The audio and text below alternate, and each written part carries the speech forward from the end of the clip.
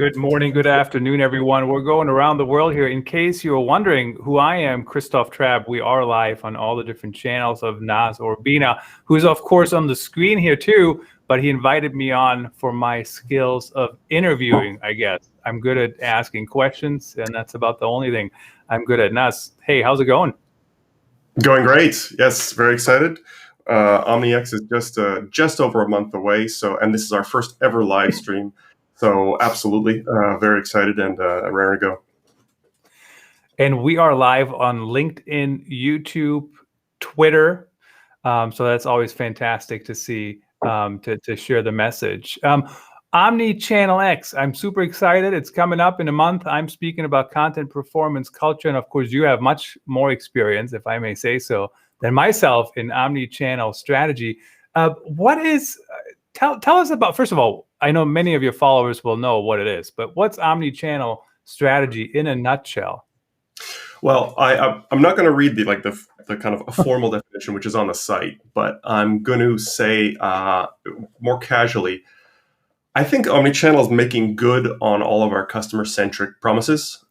We have been saying for years how much we needed to go customer-centric, how that was essential to the future, how it was the way, we were in a customer-first economy, we were an intention economy. It was an inevitability, yet we're not seeing the big changes. We are seeing some changes, but what Omnichannel really is taking a customer-centric, cross-functional approach to how you do your communications and how you present yourself as a brand through your various touch points in content and design. So what I've been thinking lately is that it's us putting our money where our mouth is in terms of really becoming customer-centric organizations. Is our money where our mouth is? That's always an interesting concept, of course, and it's much easier to say we want to be customer-centric than actually to be customer-centric, right? I mean, it's like I get up every day now and say, oh, I'm going to be in good shape today, and look at me, I'm still sitting here overweight and eating the 600-calorie muffin for breakfast. So very true. So one of the things that's interesting, you talk about trends, and I know I actually love looking at trends and seeing how I can maximize them. I mean, think about live streaming today, right? I mean, when we first met, you would have said to me, what's live streaming? I would have said, I don't know. I mean, I know what it is, but I'm not doing it. And today I'm, doing it all the time. What are some of these counterproductive trends that you're seeing, and how do people move forward and use them to their advantage or ignore them, I guess? There's kind of always been a war between being customer-centric and the individual interests of each department and each individual in each department. So I gave the example in the kind of the overview of this session, responsive design. So responsive design, for those of you who don't know the term, is the ability for designs to graciously and gracefully move across different size devices, different size screens, when you resize a single window or when you're presenting your content on a small screen device or a large screen device. And that was a big deal. There's huge projects still going on now about, there's some debate, like, should we go responsive design? Is it important? Whereas it baffles me because it's absolutely a no-brainer. Like, you have to have the ability for your content to gracefully move across different device sizes. There was a long time where people were thinking that they would just kind of set these different device sizes and they were going to optimize for this model of the iPhone, and they would update the designs for the next model of the iPhone, which in retrospect, it thankfully is becoming regarded as madness, because we cannot keep creating entire groups, teams, initiatives to keep up with all the different channels and touch points. We're getting it now that the channels are going to keep coming, and we can't keep up. We can't put a team on every new channel that comes out. We have to have an ability to handle multiple channels. And then when we saw tablets come out, we wanted kind of to create this print experience, the pixel perfect print experience for this new what we thought was a digital magazine, which it totally wasn't. It was a new thing. But what we're kind of seeing is this prevalent trend to try to keep forcing our old system onto our new one. And the one that's left, the one that's holding back Omnichannel, is the way the departmental hierarchies are set up. So the idea that we can have these organizations who are, it's part of one brand and it's supposed to be efficient and it's supposed to be customer centric, yet each department sets its KPIs and its goals and its timelines in isolation of the others. So that, and they have their own content platforms, they have their own content standards, they have their own content tools. I'm not saying that they'll have to have the same tool, but they have to have a backbone, a strategy behind it, a center, which it defines what that brand is and how that brand does something. And that's very hard to do without the kind of cross communication that you have in an omnichannel group. What is in fact the reality is these fiefdoms, these different departments who operate as their own hierarchies within a bigger hierarchy, and there are big walls and silos between them. Thankfully, today we're seeing, definitely I'm seeing, but I know that I'm getting it from everyone in the community, that customers are starting to ask for omnichannel by name. They're starting to recognize the need to be customer centric, the need to organize around customer goals, and the need to speak to each other. Agile is helping a lot, because we're breaking the idea that each team kind of has very discrete inputs into the other. I do my little job and I hand over things to the next department, and then they do theirs. We're seeing that we have to get together in cross-functional groups, and that's kind of making the whole job of promoting omnichannel and creating customer-centric solutions a lot easier. So many things to unpack, and I mean, sounds easy enough in theory, but it's not that easy, honestly. I mean, even when you're talking about responsive design, this is like I think this happens every time there's anything new that comes out. I think the example I gave yesterday is, remember when we had low def TV? We used to call it standard def television, right? And now I was like, well, do I really need HD? Do I really need that? And then now I'm thinking, that's crazy when I see an HD, a low def TV somewhere, right? So I think that's probably human nature that people kind of jump to. Why do we need this? Why do we need to do that? Responsive design. I couldn't imagine living without responsive design today. I mean, seriously, I go from this huge monitor to a little monitor to a tablet, and I mean, it seems like it's common sense today. So when you talk about the cross collaboration, though, how do we do that in an omni-channel strategy? How do we communicate with different teams? I mean, I can see some people screaming at us already and saying that just means more meetings. Is that what it means, or what tips do you have to make that communication easier? So I think that there's something as simple as setting up agile working groups. So making it part of standard operating procedure to have cross team meetings, and not just necessarily more meetings. You might have to pick your battles. You might have to, say we're going to reduce meetings here, but increase them there for a net greater good. There's also the idea of setting journey-based goals. So what we're seeing in organizations like Cisco, who's speaking this year and who spoke at the first year, it was probably one of the most popular, if the most popular talk of the year. We see Cisco creating persona-based KPIs. So they say that we're, as an organization, or a very large chunk of the organization, so all of marketing across all of channels, partner, social, direct, web, digital app, we're all going to focus on this persona with this much of our budget this year. And our key performance indicators are based on whether this persona is meeting their goals. And so that getting the goals into the center, where we say, okay, well, how do we team in a larger sense achieve this? I think that's the first step. Looking at the customer situation and mapping it out and looking at their journeys is already a huge step, because at the moment, that we're treating customer experience as this very fragmented thing. Walk into an average organization and say, how many of you really feel you have a good grasp on customer experience, and that you share that image of what customer experience looks like with your different teams? Like, most don't. Most have a very vague notion. They generate personas for each campaign or for each channel. Departments have their own personas, even if it's the same person actually interacting with the different departments over time. So there's very basic things like, let's put our research in the same place and make it accessible to everybody. Let's put our personas and our journey maps in the same place. Let's have a common definition of what those words even mean. What does a good persona need to have across the company? And let's put some standardization in place, like agree on language and design assets, and have a central place for them.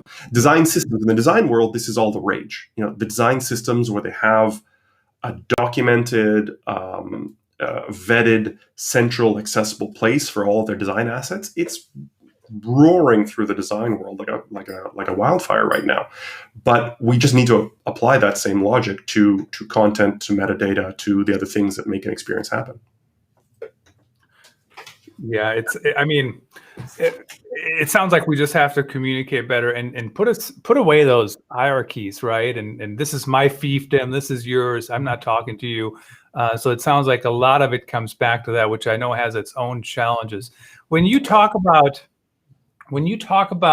what roles you need on teams, and I know you and I talked about specialization before, and that's always an interesting topic to me, because we have the model of the T-shaped marketer out there, right? Where you can do a lot of things, but you can't go very deep. But on the other hand, you also have teams that have very specialized roles, which have their own problems, right? Because if something changes, what are they going to do now? For example, if I have, this is totally made up, I got a Twitter strategist, and Twitter goes away. I mean, we know that happens every once in a while. Like, what are they going to do now? Can they do something else? But talk about, what's your philosophy around specialization and, using that as an omni-channel strategy?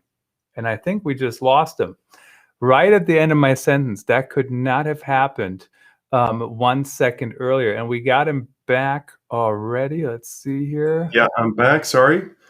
I lost you and you lost me. I'm this is the world of live streaming. I'm just happy everything is running, everything is working. We look as good as we can. You look great. I look the way I look. So did you hear my question though? No, I think you asked about to talk about the philosophy of specialization, or my thoughts on specialization within the roles. Yeah, basically. Yep. Yeah. So I noticed you mentioned the T-shaped marketer, but I want to go beyond the marketer, because the omnichannel, it's obviously being felt in a big way in the marketing space, because marketers feel these problems very acutely. But it's not in any way restricted to marketing, in the same way that it's not restricted to retail, which was a big place that it was mentioned a lot. But you can do omnichannel in customer support. You can do omnichannel in technical documentation. And if you're doing it right, you should be looking at all of these, because they are all touch points for your brand and your user. So the issue which I'm seeing is, it comes back to this kind of sense of hierarchical ownership, that I want to have full control over this, and I don't want to have the influence of these other groups coming in. What we often tend to do, and this is, as an events organizer, this is a big deal, is gather in groups that are about us. We gather in conferences and working groups and forums, etc., that are, how do I be a better Twitter manager? How do I be a better social media campaign manager? Very, very specific specializations. And our definition of good in business has been, for several decades, been about getting more and more unique. So like, I am the world's only live streaming audio engineer for social media. Like these titles upon titles upon titles to make you sound more and more special as an asset on the team. And that's starting to hurt us, significantly. So we don't need to keep zooming in on making ourselves more special. We need to get specialized in zooming out. We need to get better and think better about how we can come back and look at the bigger picture, because that's what's broken. Is not the yes, the app could be broken, but in generally speaking, it's not that we can't design apps or that we can't write content or we can't write good social media campaigns. What's broken is we can't do the whole thing. The entire thing is actually worse than it was. In our first year, we had a speaker who brought up statistics. I'm sorry, the name's not coming up to we're live. The name's not coming to my mind right now. But he brought up statistics that we're looking at customer experience generally, and how customer experience with brands has been getting worse in the digital age. We're less happy in general with the experience we have, and that's not that what's happening is that the overall net average sum result of these brand interactions is getting worse. So we're fragmenting, we're breaking down as we have more channels to work on. So the next decade, the 2020s are going to be all about how do we zoom out? How do we look at that bigger picture, get less focused on being super specially good at optimization of this particular detail, but how do we optimize for the whole? And who would do this though? Oh my goodness, now so much to think about. And please don't take offense that he didn't remember a name. I don't remember anybody's name ever. I'm terrible remembering names, especially on lives. But so zooming out though, what's interesting about that? So I need, at the end of the day, right? I mean, especially at the heart, I'm a content marketer, right? And as I always say, content doesn't perform if it doesn't get published. This live stream won't perform if it doesn't go out. The article won't perform if it doesn't go out, right? Like, I mean, it's so simple, but yet so many companies already screw that part up. So but I also see the value in zooming out, right? So now I'm doing live streams to podcasts, to whatever, to articles, to books. Everything is connected. Who on a team, and maybe it's everyone to an extent, but who on a team needs to be doing that? And how do you do it while you're still doing tactical things? I mean, it's still important, right, to get stuff to market one way or another. Well, I analogize to the orchestra or the band or the sports team. Like, we don't ask these questions about a sports team. If you're on a sports team, you don't kick the ball and go, "Hey, man, I did my job." It's just not a thought that enters our head. But we would apply this to business. It's not anybody's job to be the one that makes the team work. It's a collective job. So we have to actually kind of face that reality that, yeah, even though we don't necessarily like the developers, although we don't like the designers, we don't like marketers, we don't like salespeople, whoever we are, maybe we don't love hanging out with those people, or else we would have become one of those. There's a reason that we chose our career path, because we kind of jive with other designers or other technical writers or other marketers. But we have to work as a collective group, because, as you said, it doesn't perform if it doesn't ship. It doesn't perform if it doesn't ship. It doesn't look good. It doesn't perform, if it doesn't have its amplification on social. It doesn't perform if it hasn't been SEO optimized. It doesn't perform if you ship. It doesn't perform if you ship some content marketing, but then when they try to follow through the rest of the experience, it collapses because all the logistical and tactical side sucks. The whole doesn't perform. There's no point in having high performing content marketing for a service or a product, which is garbage. So we have to kind of zoom out and say, what is performance? What is good? What is success? And say that we're doing well when we're giving our audience enough that they're able to advance their goals. Like we're able to exchange value both ways. If we're only trying to get value coming in, or we're setting our performance goals on things like, was it watched? Which is, maybe a marketer feels I've done my job when it's been watched, when I've attracted eyeballs. And that's something that we have to kind of break the back of. We have to start resetting our goals and focusing on what the customer's trying to do and how our position within the team advances that. Does that make more sense? Oh, it makes a lot of sense. And I mean, it's for the American audience, because you can't follow soccer examples. I don't know if that was soccer or not, but it sounded like it.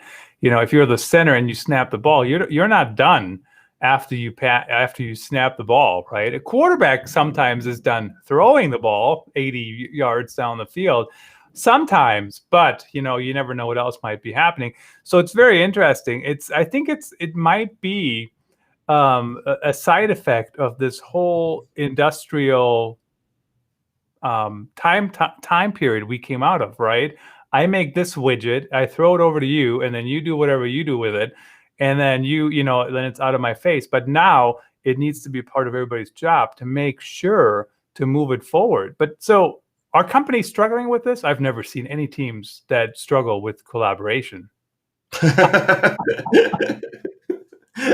Yeah. So yes, I would say that and I don't want to be clear about this.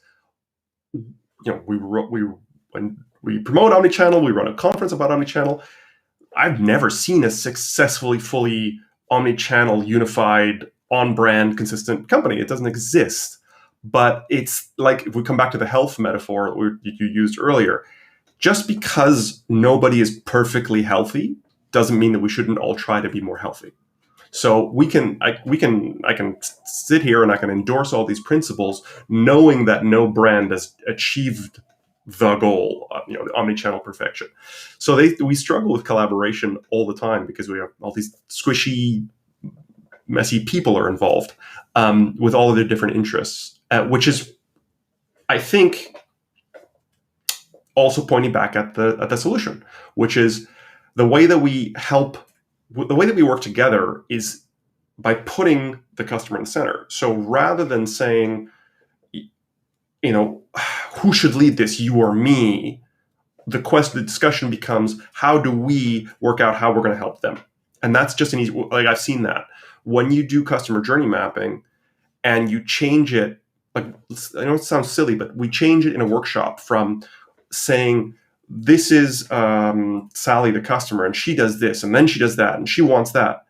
And we changed it to being first person, and we make everybody in the room say, okay, I'm Sally, and I want to do this, and I want to go over here, and now I go on this web page, and now I download this thing and I read it, and now I try to use the app, and how do I feel? And it just switches. The tone in the room switches, the aggression in the room goes down. Everybody stops into jostling for position, and the team dynamics change from like showing off in front of who's boss and so on to going, okay, I'm Sally now, and I'm not happy about this. Wait a second. So how do we get this fixed? Who in here can help me with this? And it's incredible the way that a team can actually operate differently if they actually try this customer centricity thing that we've been talking about for so long. And it's an interesting thing to remember that it's really difficult, if not impossible, to be perfect. And, just again, I mean, we're doing a live stream. I do live streams, guys, all the time. And, there's still stuff that doesn't work, right? I mean, you saw me, I pushed the wrong button one time. I tried to make Noz full screen and I make myself full screen.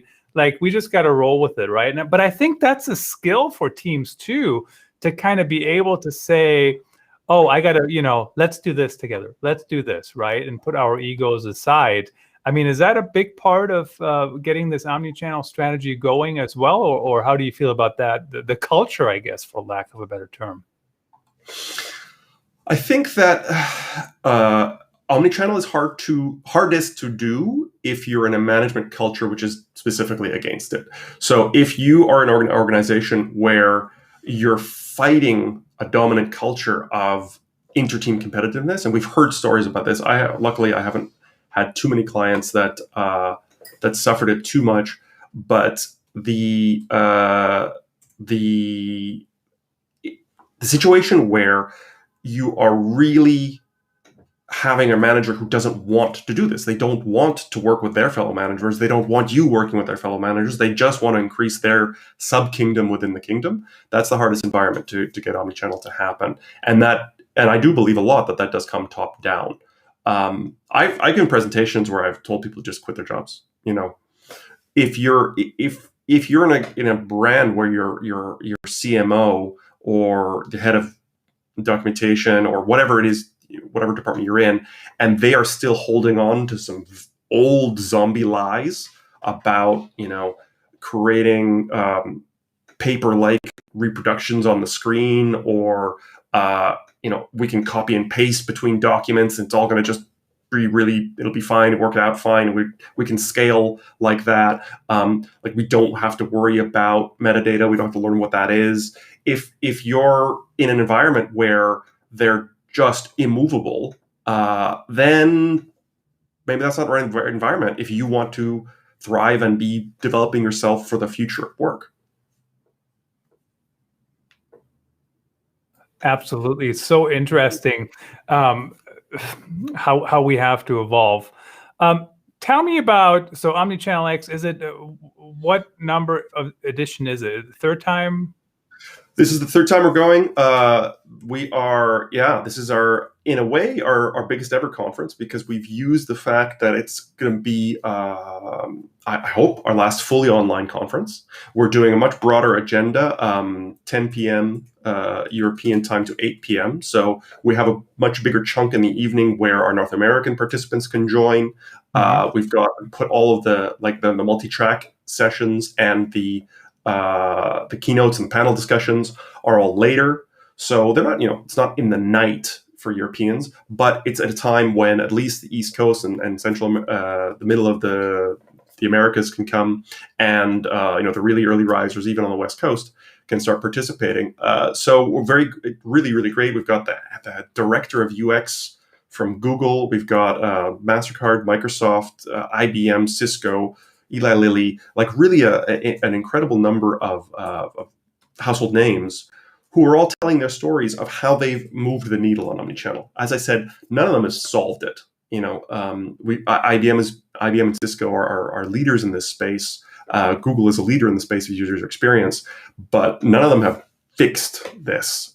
So they're all talking about how they have moved forward. And I think that what's good about it is we have all these big organizations, as well as individual thought leaders like David Dylan Thomas and Hilary Marsh, who are well known in the content strategy and design space. We have them all, and anybody can learn from whichever perspective they're coming from. So if you're a designer, if you're a writer, if you're a UX writer, if you're a content designer, content strategist, content marketer, we've really focused and we've been refining it year on year to make sure that everybody can have something to gain for their job role, and making it more attractive to actual groups, to multifunctional teams, which has been really interesting to see even from the beginning, where we're seeing 3, 4, 5, 6. This year we've had a group of 8 who wants to come. And so we're really getting omnichannel groups to come and look at how they work together and network with other groups and discuss best practices of how they can make their overall omnichannel experience better. So attending a conference as a group, especially when you're not traveling, right, and you're basically still in the same space where you've been for the last 15 months or whatever it's been, 10 years, it seems. That's actually a really fantastic idea, because sometimes when I go to conferences and I'm the only one going, you know what happens to me? Everybody keeps slacking me, messaging me. It's like I'm not even at the conference, right? So if your whole team goes and immerses themselves into the experience, you can really grow that together. And that's another thing too. When sometimes you have people report back from conferences, but here's the truth, guys. Reporting back from a conference, it's not the same as going and experiencing it, because everybody experiences different things, has different takeaways. This is I call it the journalistic model, right? You have 4 journalists covering one event, and everybody has a different story, and everybody who went to the event has their own story, right? Because everybody has different perspectives. Fantastic. Of course, we have the link in the notes, in the show notes. Noz, anything else we didn't cover about the conference or the topic that we missed in this awesome conversation? Yeah, I think I need to mention the emphasis that we put this year on interactivity. we had our first COVID conference last year online, where we had to go online within I think it was 80 days. We found out we were going from a physical conference to an online conference, so we have to shift everything around. So what we've learned and what we've done this year is added a lot more interactivity time. We've been careful about breaks, so that you can get away when you need to, refresh your coffee and stuff. Don't get too much screen time. Talks are a bit tighter. We're refining all the talks down to like a tight 30 minutes, and then move into like a solid discussion time after every session. And then also putting in the agenda interactive activities where we can get on and have the participants talk, the participants ask the questions, the participants drive the discussion rather than listening for 4 days. So it's now much more of a conference experience, an interactive networking conversational experience than we've ever been able to achieve before online. And even for the introverts, guys, I'm an introvert, believe it or not, I am. Speaking, participating gets us more involved, right? It's more active than just listening and multitasking sometimes. So put the other tabs away, listen to the sessions, listen to us. Noz, it was great to have you on. Well, it was great to be on your live stream on your channels today. It was really fun.